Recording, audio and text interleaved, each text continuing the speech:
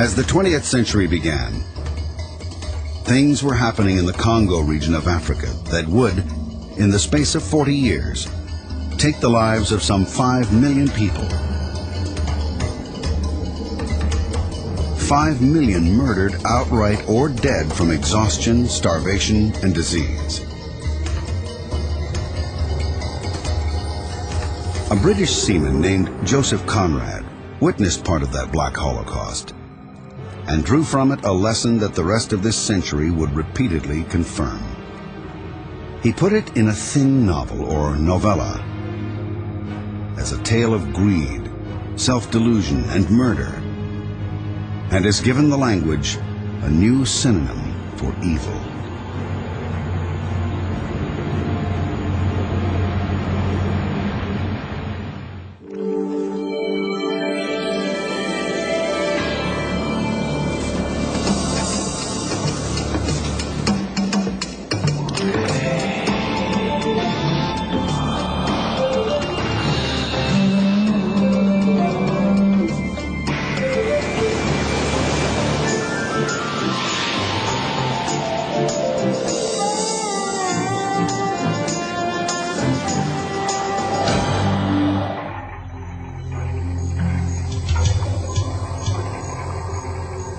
Heart of Darkness is a story of a journey up a great river, deep into a primeval jungle. On the surface, it is the story of one man's moral and physical decline in that jungle, told by another sent to find him. Underneath is one of the darkest visions of human nature in modern literature.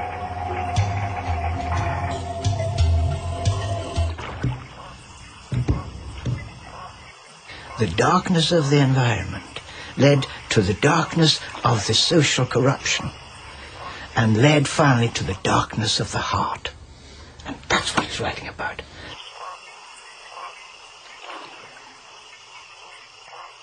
A recognition of his own darkness, his own despair.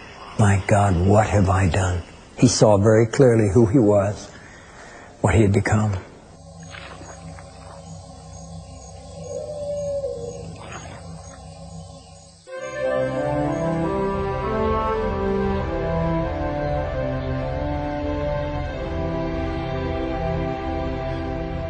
Charles Marlowe is telling friends about an experience he'd barely survived.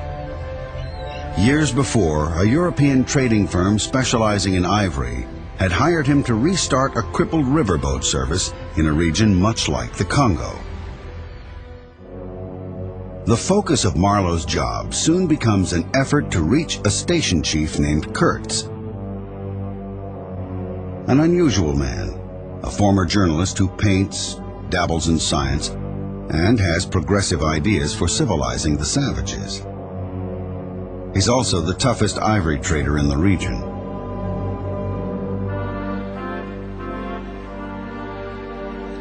Since it was written in 1899, Heart of Darkness has been admired throughout the English-speaking world.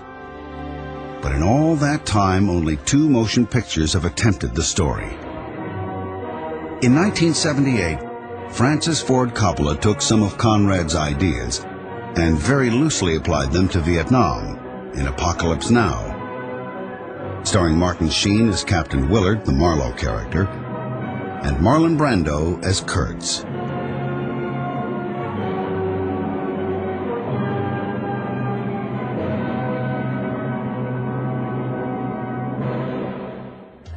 But it wasn't until 1994 that Turner Network Television produced an actual film adaptation starring Tim Roth and John Malkovich. Marlowe's Odyssey traces the path of Conrad's own journey up the Congo from Boma to today's Kinshasa and all the way to Kisangani. Marlowe's first stop is the company's lower station where goods are prepared for the sea voyage to Europe.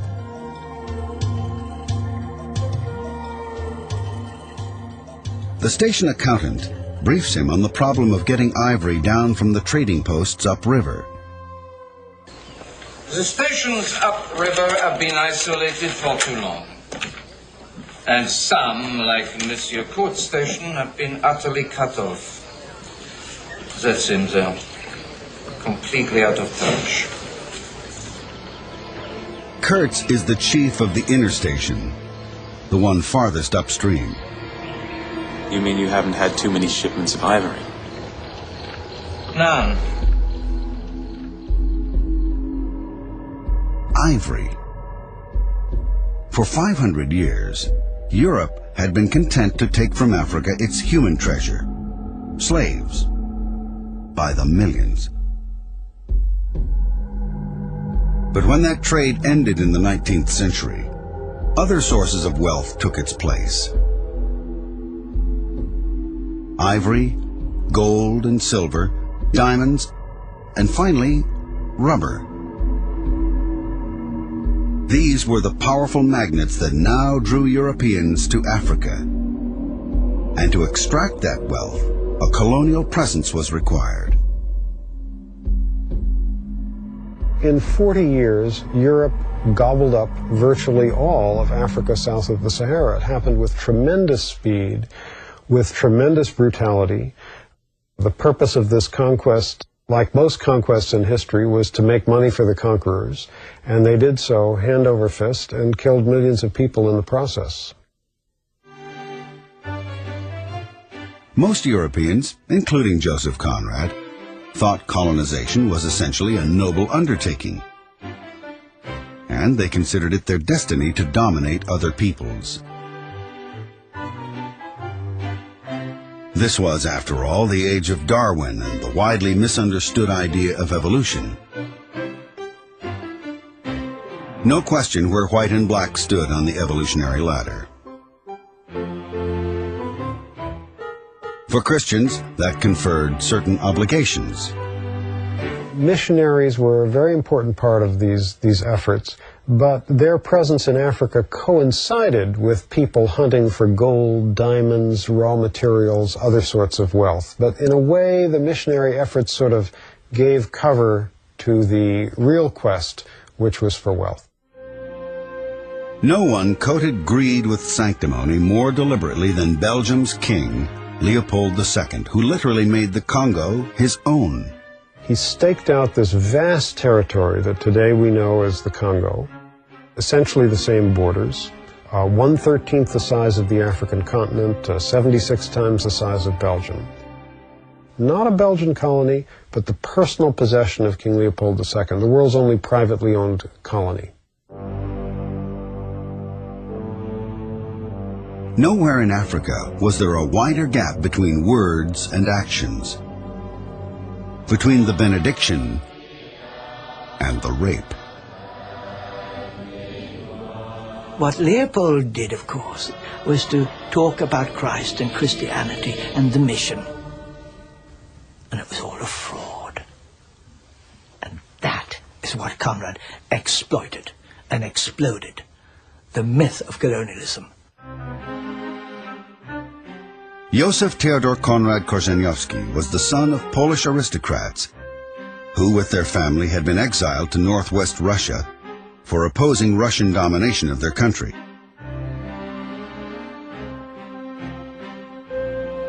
Conrad's father was an intellectual and translator of Shakespeare, a sometimes poet, as well as a fervent patriot.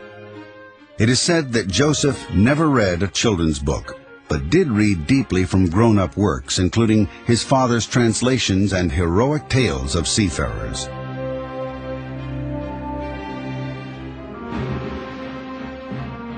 At 17, Joseph Conrad struck out on his own, traveling through Austria and Switzerland on his way to France. Finally, at the age of 20, Conrad joined the British Merchant Marine.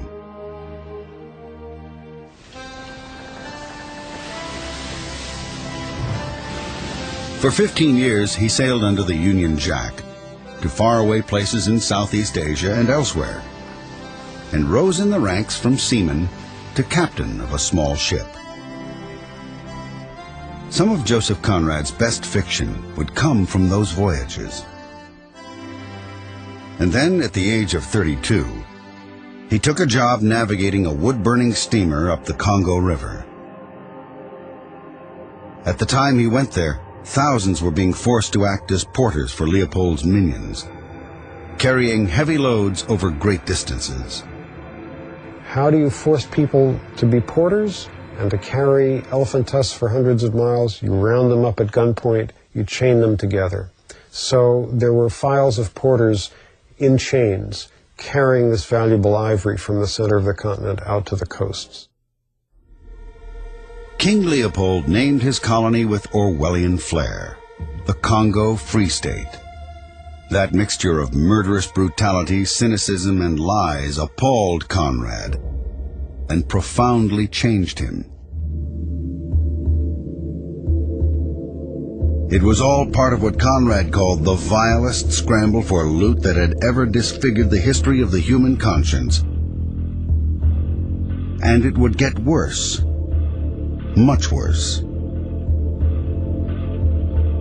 Within a few years of Conrad's departure, the Belgian obsession would turn from ivory to wild rubber, which required prodigious numbers of workers, scouring the jungles for rubber vines to tap. With that came quotas and their brutal enforcement. Conrad had left the Congo before the worst of these atrocities, but from what he did see, he understood the cause of all that would follow. Marlowe's boat awaits him at the central station, which he must reach by foot, bypassing miles of rapids. Arriving, he finds the boat and a surprise. You're looking for your life at last. This is my steamer. Oh, yes. But it's down there, it's under the water. Do you understand what I'm saying? My boat... Repairs will take time. Time enough for Marlowe to learn more about his new surroundings. He is, first of all, struck by the aimlessness of the other Europeans. They wandered here and there, like a lot of faithless pilgrims, bewitched inside a rotten fence. The word ivory hung in the air, was whispered, was sighed. You would think they were praying to it. Among some writers and intellectuals of that time, Conrad among them, the idea of evolution had raised fears of its opposite, degeneration. The silent wilderness surrounding this cleared speck on the earth struck me as something great and invincible, like evil or truth, waiting patiently for the passing away of this fantastic invasion.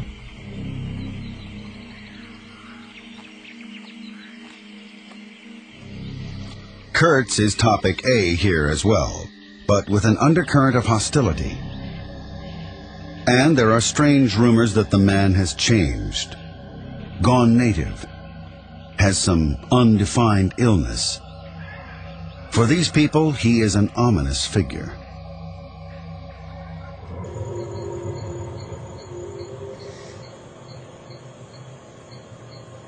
Going upriver into a dark unknown, sure that somewhere out there are honors and treasures and savages to be contained or controlled, Marlowe recalls that Roman soldiers ventured like that up the Thames 1900 years before. It too, he says, was one of the dark places of the earth. This is a conqueror's experience, one shared by Lewis and Clark laboring up the Missouri, by French legionnaires traveling up the Mekong and other streams in Indochina, and in a way by the Americans who followed the French up the same rivers. For many, America and Vietnam represented a new kind of colonialism.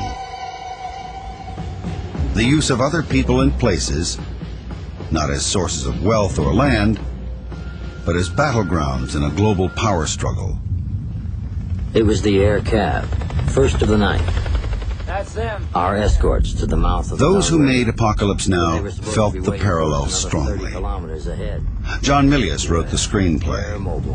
Those boys just couldn't stay. I thought there was really a similarity between the idea of penetrating the depths of the Congo you know, to bring light to these benighted savages.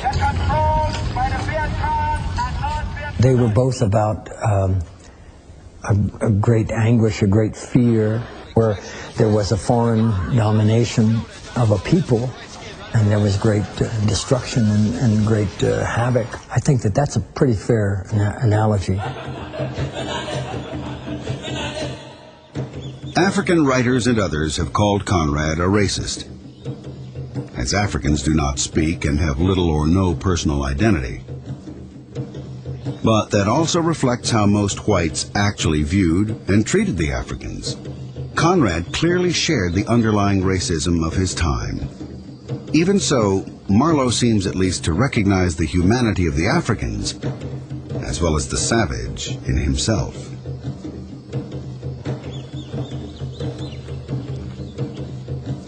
No, they were not inhuman. Well, you know, that was the worst of it. This suspicion of their not being inhuman. What thrilled you was just the thought of their humanity, like yours. The thought of your remote kinship with this wild and passionate uproar. Arriving finally at the inner station, all rumors paled before the reality. Kurtz, though severely weakened by fever, turns out to be a law unto himself and a god to the people of this village, who do whatever he tells them. Those who don't, decorate the compound. Righteous. He has given up trading for ivory in favor of raiding for it, getting Africans to kill Africans for his profit. Oh yes, I heard him. My ivory, my station, my river. Everything belonged to him, but that was a mere trifle. The thing to know was what he belonged to. How many powers of darkness claimed him for their own?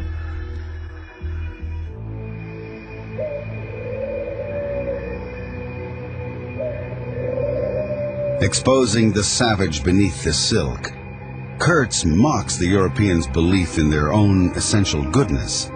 He has become their Darwinian nightmare realized. And now Kurtz is dying. His illness, his lifestyle, and the jungle have conquered him. As Marlowe listens, he utters one of literature's most famous enigmas.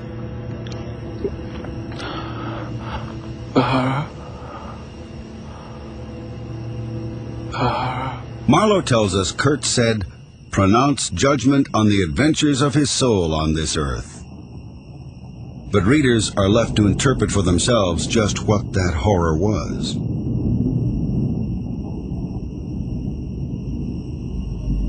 The horror could be about the horror of imperialism.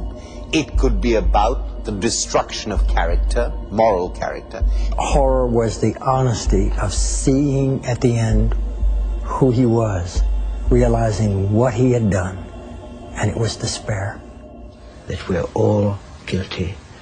We all have the stain upon us. In England, a protest movement was formed to denounce the Congo atrocities. Its leader, one Edmund Morel, said that Conrad's novella was valuable in exposing those horrors. But Conrad kept his distance from the reformers. He did not consider himself in any way political.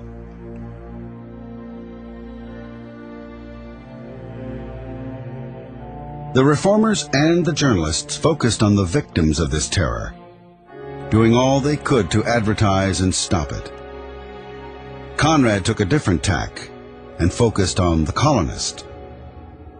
Then he goes deeper and deeper and deeper and realizes and makes you realize that in fact what is maybe a story about exploitation in the jungle is also a story about the human condition, is also a story about the relationship between the West and the rest.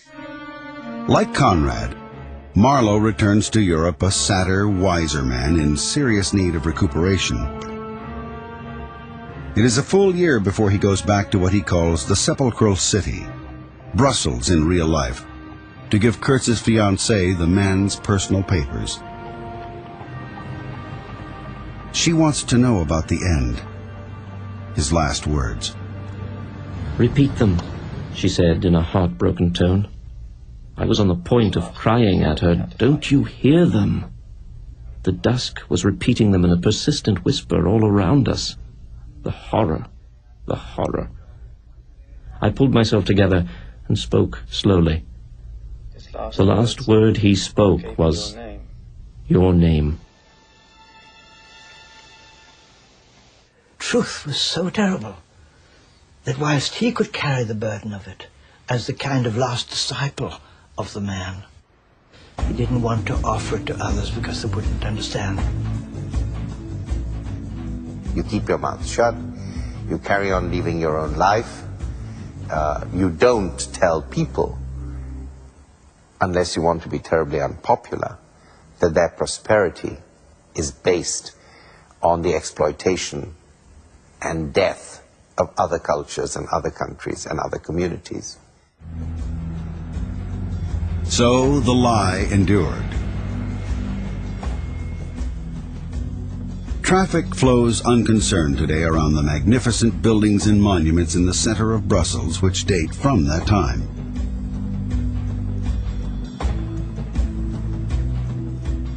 These were built with money that was sucked out of the Congo in a period of very, very brutal slave labor. I think that is part of the horror that Marlowe is talking about in the novel. Joseph Conrad had looked deeply into that jungle, into the nature of things, and had understood that what he had seen would rise again and again.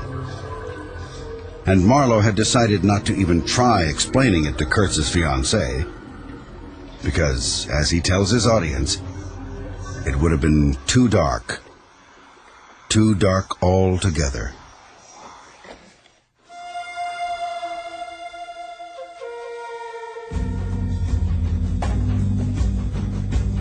Keep watching. Discussion questions, activities, and resources for Heart of Darkness are coming up next on Assignment Discovery.